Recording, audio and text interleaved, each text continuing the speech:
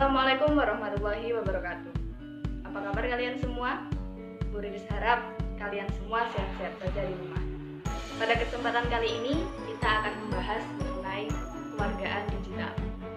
Sebelumnya saya akan menjelaskan dulu tujuan dari pembelajaran kali ini. Yang pertama adalah kalian dapat memahami konsep kewargaan digital. Yang kedua adalah kalian dapat merumuskan etika dalam kewargaan digital. Kewargaan digital adalah konsep yang dapat memberikan pengetahuan dalam menggunakan teknologi dunia maya secara baik dan benar. Dengan baik dan benar banyak contohnya, misalnya tidak menyinggung pihak lain ketika update status, tidak membocorkan rahasia kepada publik, pemilihan kata yang tepat dalam berkomunikasi, tidak membuka link atau tautan yang mencurigakan, dan lain sebagainya. Dalam kewargaan digital ada juga yang namanya warga digital. Warga digital adalah mereka yang secara sadar menggunakan teknologi informasi, memiliki kemampuan dalam menggunakan teknologi dan informasi, serta dapat menentukan hal yang baik dan benar dalam penggunaan teknologi informasi. Jadi, seseorang dapat dikatakan warga digital jika dia memiliki 3 syarat tadi. Yang pertama adalah sadar, yang kedua adalah memiliki kemampuan, dan yang ketiga adalah dapat membedakan baik dan benar. Apakah kalian sudah menjadi warga digital sepenuhnya? Dalam kewargaan digital dibagi menjadi 3 komponen. Yang pertama, lingkungan belajar.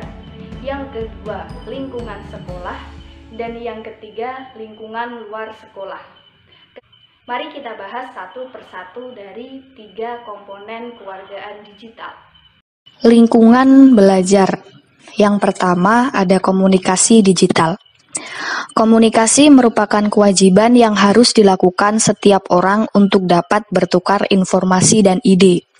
Komunikasi dapat dilakukan secara satu arah, 2 arah, antar pribadi maupun komunikasi dalam forum. Perkembangan teknologi digital telah mengubah sikap seseorang dalam berkomunikasi. Berbagai bentuk komunikasi digital telah tersedia seperti email, SMS, chatting, forum, video conference, dan berbagai bentuk lainnya. Yang kedua, akses digital. Setiap lapisan masyarakat seharusnya memiliki hak yang sama dalam mengakses fasilitas teknologi informasi dan komunikasi.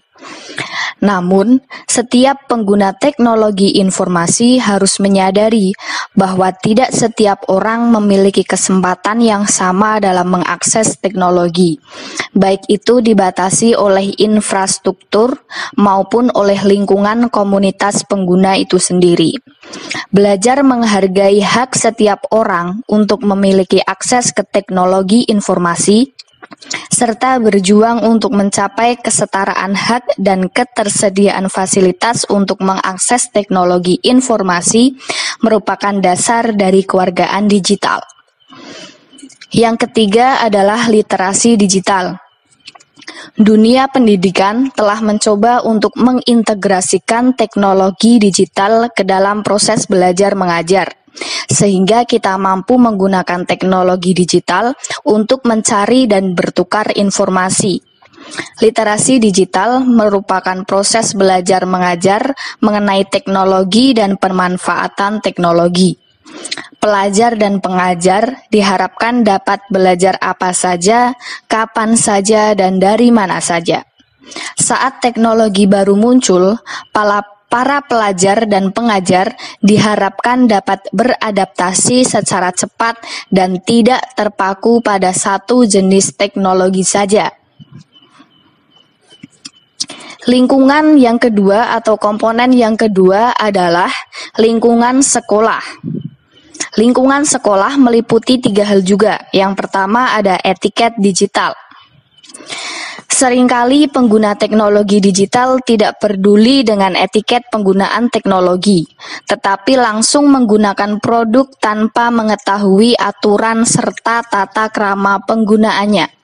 Etiket digital dibuat dengan tujuan untuk menjaga perasaan dan kenyamanan pengguna lainnya. Namun peraturan saja tidak cukup. Seringkali para pengguna tidak mengetahui aturan tersebut ataupun malas membaca peraturan. Kita juga harus mengajarkan setiap pengguna teknologi digital untuk bertanggung jawab dalam pemanfaatan teknologi.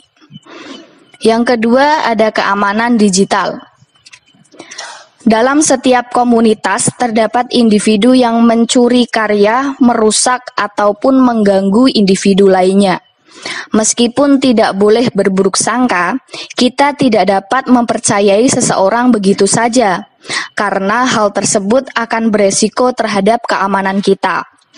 Hal ini berlaku juga dalam dunia digital, seperti membackup data dan menjaga data sensitif seperti username dan password setiap akun yang kita miliki. Sebagai warga digital, kita harus berhati-hati dan menjaga informasi dari pihak yang tidak bertanggung jawab. Yang ketiga adalah hak digital. Sama halnya dengan perlindungan hak asasi di dunia nyata, para warga digital juga memiliki perlindungan hak di dunia digital.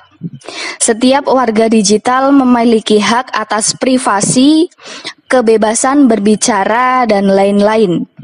Dengan adanya hak tersebut, setiap warga digital juga memiliki beberapa kewajiban yang harus dipenuhi. Contoh nyatanya adalah tidak melakukan pembajakan konten, tidak menyebarkan informasi palsu, tidak memancing emosi pengguna teknologi informasi lainnya, dan lain sebagainya. Komponen yang ketiga adalah komponen luar lingkungan sekolah. Yang pertama, ada kesehatan digital. Di balik manfaat teknologi, terdapat beberapa ancaman kesehatan yang perlu diperhatikan, seperti kesehatan mata, telinga, tangan, bahkan keseluruhan badan. Tidak hanya kesehatan fisik, kesehatan mental juga dapat terancam jika pengguna tidak mengatur penggunaan teknologi digital. Untuk mencegahnya, pengguna perlu menyadari bahaya-bahaya yang dapat ditimbulkan oleh teknologi digital. Yang kedua, transaksi digital.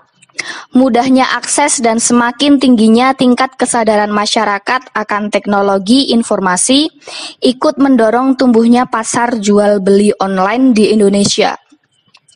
Contoh toko online yang ada di Indonesia adalah Tokopedia, OLX, Lazada, Shopee, dan kawan-kawannya.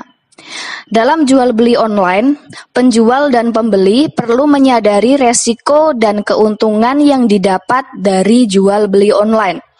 Mulai dari resiko penipuan, perbedaan barang yang dikirim, lama pengiriman, hingga legalitas atau keaslian barang yang diperjualbelikan.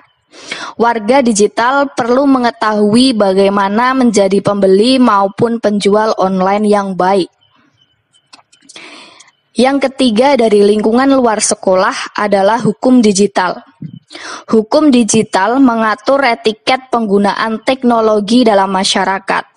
Warga digital perlu menyadari bahwa mencuri ataupun merusak pekerjaan, data diri maupun properti online orang lain merupakan perbuatan yang melanggar hukum. Hukum cyber di Indonesia sendiri dapat dikategorikan menjadi 5 aspek besar. Yang pertama, aspek mengenai hak cipta. Yang kedua, aspek mengenai merek dagang. Yang ketiga, aspek fitnah dan pencemaran nama baik. Yang keempat, aspek privasi. Dan yang kelima adalah aspek yurisdiksi dalam ruang cyber. Setelah mempelajari bab ini, Bu Riris harap kalian bisa menjadi warga digital seperti yang telah dibahas tadi. Kalian bisa mengimplementasikannya dalam kehidupan sehari-hari kalian. Semoga materi ini bermanfaat. Terima kasih. Sekian materi kali ini dari Bu Riris.